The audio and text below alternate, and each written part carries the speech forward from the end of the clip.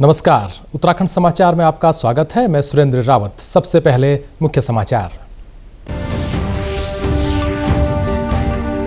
भारतीय नौसेना की शक्ति, साहस और राष्ट्र के प्रति समर्पण का प्रतीक नौसेना दिवस आज भारतीय जाबाजों को देश कर रहा सलाम।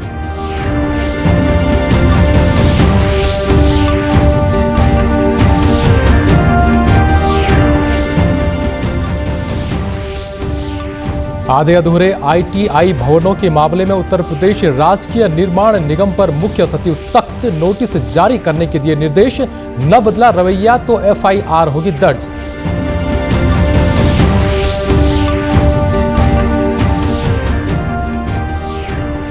और देहरादून के परेड मैदान में 12 से 15 दिसंबर तक होगा नेशनल आरोग्य एक्सपो का आयोजन। 40 से ज्यादा देशों के विशेषज्ञों समेत 6000 डेलीगेट्स होंगे शामिल।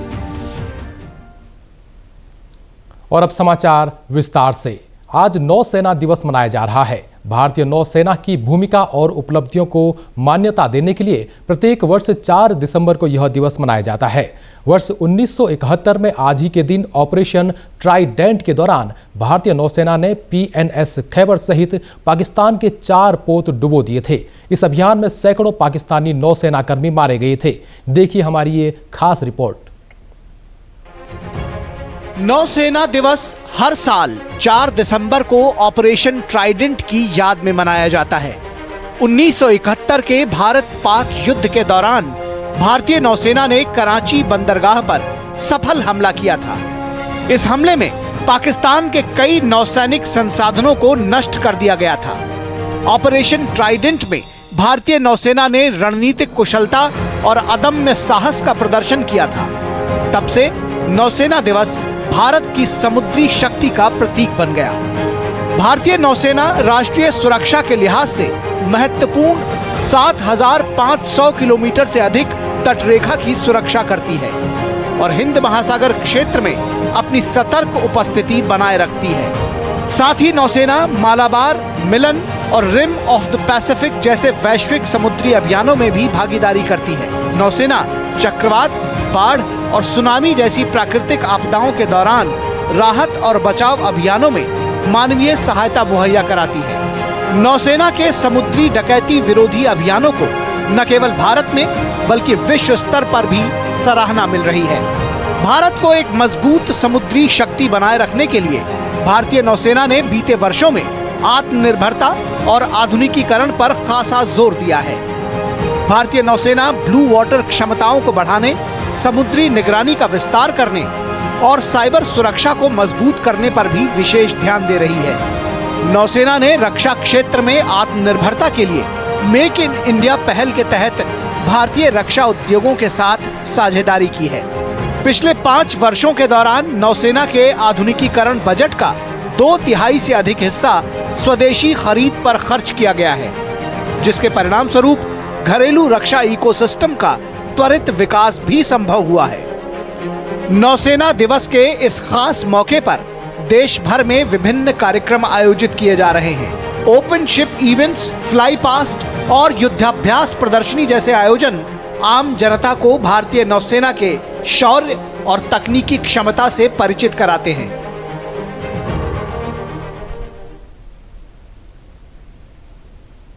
मुख्य सचिव राधा रतूड़ी ने आधी अधूरे और गुणवत्ताहीन निर्माणाधीन आईटीआई भवनों के मामले में उत्तर प्रदेश राजकीय निर्माण निगम को तत्काल नोटिस जारी करने के निर्देश दिए हैं। उन्होंने ऐसे मामलों में नोटिस के बावजूद भुगतान वापस न करने की स्थिति में निर्माण निगम के खिलाफ एफआईआर दर्ज कराने के निर्देश भी दिए। मुख्य सचिव ने उत्तराखंड पेयजल निगम को आईटीआई सुरक्षा निर्माण सहित सभी निर्माण कार्यों में दीर्घावधि विजन व होलिस्टिक अप्रोच के साथ कार्य करने की कड़ी हिदायत दी है।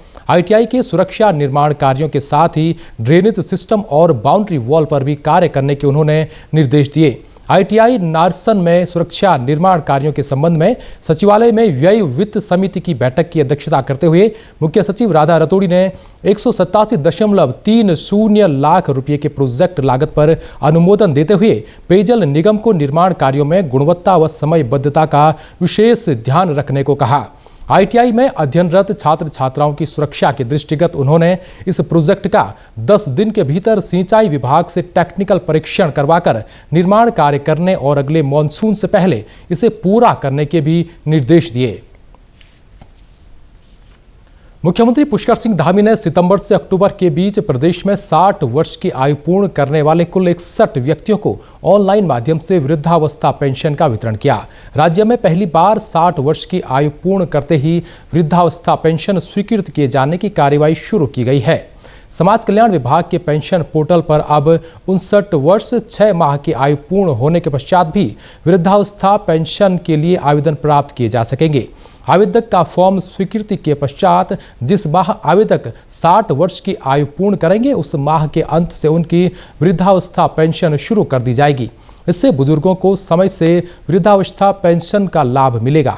मुख्यमंत्री ने कहा कि वृद्धावस्था पेंशन स्वीकृत किए जाने की व्यवस्था का सरलीकरण किए जाने से अब हमारे वृद्धजनों को समय से वृद्धावस्था पेंशन का लाभ मिल सकेगा।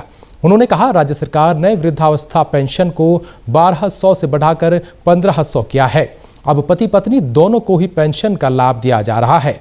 उन्होंने कहा कि हमारा उद्देश्य समाज के अंतिम छोर पर खड़े व्यक्ति तक विकास और सरकार की जन कल्याणकारी योजनाओं का लाभ पहुंचाना है, जिसके लिए लगातार प्रयास हो रहे हैं। समाज कल्याण सचिव नीरज खैरवाल ने बताया कि 25 सितंबर 2024 से 15 अक्टूबर 2024 के बीच 60 वर्ष की आयु पूर्ण करने वाले व्यक्तियों के चिन्हीकरण के लिए विभाग की ओर से सभी जिलों में वृहद अभियान चलाया गया। अभियान के दौरान ऐसे 12,000 व्यक्तियों को चिन्हित किया गया। देहरादून में 12 से 15 दिसंबर तक 10वीं विश्व आयुर्वेद कांग्रेस और आरोग्य एक्सपो 2024 का आयोजन किया जाएगा। इसमें 40 से अधिक देशों के विशेषज्ञों सहित 6000 डेलीगेट्स शामिल होंगे। आयोजन में आयुर्वेद, योग, यूनानी, सिद्धा और होम्योपैथी जैसी परंपरागत चिकित्सा पद्धतियों को लोकप्रिय बनाने पर विचार विमर्श किया जाएगा। वर्ल्ड आयुर्वेद फाउंडेशन की ओर से होने वाले इस आयोजन में 20 अंतर्राष्ट्रीय ख्याति प्राप्त वक्ताओं के साथ ही विभिन्न सत्रों में 150 से अधिक वक्ता संबोधित करेंगे। परंपरागत चिकित्सा पद्धतियों पर आधारित 900 से अधिक पेपर इस दौरान प्रस्तुत किए जाएंगे। इसके साथ ही आयुर्वेद, यूनानी, सिद्धा और होम्योपैथी में निवेश और व्यापार को बढ़ावा देने के लिए आयुष औषधि निर्माताओं के साथ ही बायर सेलर मीट का भी आयोजन किया जाएगा। अपर सचिव विजय जोगदंडी ने बताया कि आयुष मंत्रालय के सहयोग से देहरादून के परेड ग्राउंड में होने जा रहे इस एक्सपो में आम लोगों के लिए फ्री आयुष क्लिनिक का आयोजन भी किया जाएगा, जिसमें डायबिटीज, महिला और बाल स्वास्थ्य, वृद्धावस्था, न्यूरोलॉजी, ऑन्कोलॉजी, प्रिवेंटिव कार्डियोलॉजी पर निःशुल्क परामर्श दिया जाएगा। State health system resource centre Uttarakhand की ओर से इमरजेंसी ट्रामा केयर नेटवर्क स्थापित करने के संबंध में देहरादून में बैठक की गई। इसमें अखिल भारतीय आयुर्विज्ञान संस्थान ऋषिकेश व हेमवती नंदन बहुगुणा चिकित्सा शिक्षा विश्वविद्यालय के समन्वय से आपातकालीन स्थिति में गंभीर रूप से घायल मरीजों को तत्काल बेहतर इलाज प्रदान करने के लिए उत्तराखंड में ट्रामा केयर नेटवर्क स्थापित व सुदृढ़ करने के बाबत विचार साझा किए गए। साथ ही इस संदर्भ में प्रस्तुतिकरण भी दिए गए। बैठक में राष्ट्रीय स्वास्थ्य मिशन की कार्यकारी निदेशक स्वाति एस भदौरिया ने राज्य में ट्रामा केयर नेटवर्क और गोल्डन आवर के महत्व को ध्यान में रखने पर जोर दिया। उन्होंने कहा कि 108 को चिकित्सा केंद्रों के मैप मुहैया कराए जाएंगे। कार्यकारी निदेशक ने हेल्थ फैसिलिटीज मैपिंग करने के साथ ही ऐसा ऐप विकसित करने के निर्देश दिए जिसके अंतर्गत जिस स्थान में घटना घटित हुई है उस स्थान के नज़दीकी स्वास्थ्य केंद्र के मेडिकल स्टाफ को पूर्व में ही अलर्ट प्राप्त हो जाए, ताकि प्रभावितों को पूर्व में ही तैयारी के साथ त्वरित उपचार प्रदान किए जा सके। युवा संगम के 5वें फेज के तहत झारखंड के 45 छात्र छात्राओं ने उत्तराखंड के प्राकृतिक सौंदर्य और सांस्कृतिक विरासत को बारीकी से जाना। मंगलवार को युवा संगम का समापन हो गया। IIT रुड़की ने एक भारत श्रेष्ठ भारत के तहत झारखंड और उत्तराखंड के सांस्कृतिक संगम की मेजबानी की। इस दौरान प्रतिभागियों ने हरिद्वार, ऋषिकेश, लैंसडाउन और कोटद्वार जैसे स्थलों का भ्रमण किया। IIT रुड़की के एसोसिएट डीन ने उम्मीद जताई कि युवा संगम के जरिए ये छात्र उत्तराखंड से बहुत कुछ सीखकर और नए अनुभव लेकर वापस जा रहे हैं। हमारे पास जो है उत्तराखंड में 45 स्टूडेंट्स जो युवा है 18 से 30 के बीच में जो युवा है वो आए हुए हैं। इनको हमने उत्तराखंड क्षेत्र के कई सारे जिलों में कई सारे टूरिस्ट अट्रैक्शंस हम लेके गए उनको। वहां से जो है उन्होंने बहुत कुछ विभिन्न तरीके की जो कल्चर है उत्तराखंड को जो दर्शाती है वो सब उन्होंने देखा, जाना और उनको बहुत अच्छा लगा। वहीं युवा संगम में आए छात्र देवभूमि उत्तराखंड की धार्मिक और सांस्कृतिक विरासत से रूबरू होकर बेहद उत्साहित नजर आए। सबसे अच्छा सफर अगर आप कहें तो हम टूरिज्म के तहत जो पर्यटन जो पिलर है हमारे युवा संगम के एक बार श्रेष्ठ भारत के अंदर, उसके अंदर हम लोग आज गए थे रॉबर्ट्स केव। वहाँ हम लोग ने थोड़ा पर्यटन किया और यहाँ की नई नई चीज़ें देखी हैं, जैसे कि ऋषिकेश हम सभी गए थे, हमारी टीम यहाँ की कल्चर को देखा, थोड़ा बहुत गंगा मैया से भी हम आशीर्वाद ले पाए, यहाँ की मिट्टी को हम समझ पाए। तो पर्यटन के क्षेत्र में कहें तो ये सफ़र काफ़ी फ्रूटफुल रहा हम सभी के लिए। इसी के साथ अभी तक के समाचार समाप्त हुए। दूरदर्शन समाचारों से जुड़े रहें। मिलते हैं फिर शाम 5 बजे की बुलेटिन में। नमस्कार।